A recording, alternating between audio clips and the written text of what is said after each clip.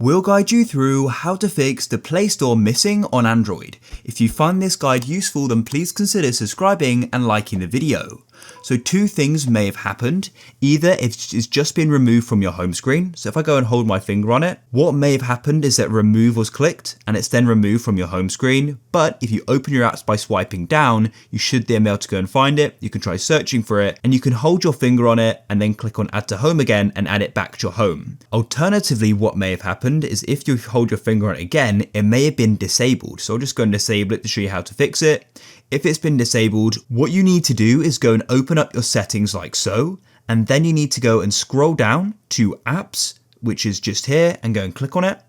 And then what you need to do is go and scroll down and find Google Play Store. This is in alphabetical order, and here it is just here, it's disabled. Go and click on it, and then go and click on enable in the bottom.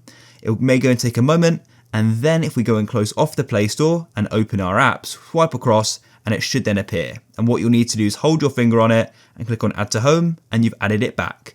Hopefully that's fixed it if it was missing.